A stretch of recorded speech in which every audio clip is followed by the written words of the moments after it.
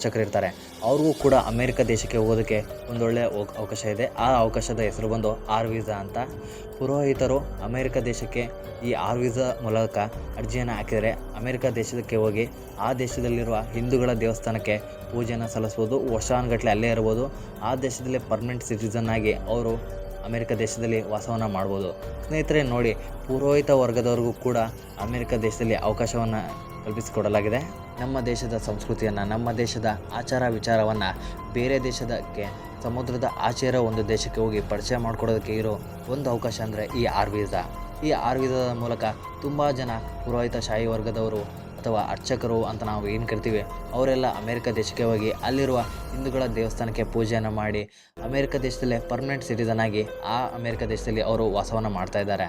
ಇನ್ನೂ ಕೆಲವರು ಉದ್ಯೋಗಕ್ಕೂ ಹೋಗಲ್ಲ, ವಿದ್ಯಾಭ್ಯಾಸಕ್ಕೂ ಹೋಗಲ್ಲ, ಇವರಿಗಂತೂ ಮೊದಲೇ ಹೋಗಲ್ಲ. ಪರ್ಮನೆಂಟಾಗಿ ಅಮೇರಿಕದಲ್ಲಿ ಇರೋದಕ್ಕೆ ನಮ್ಗೆ ಇಷ್ಟ ಇಲ್ಲ,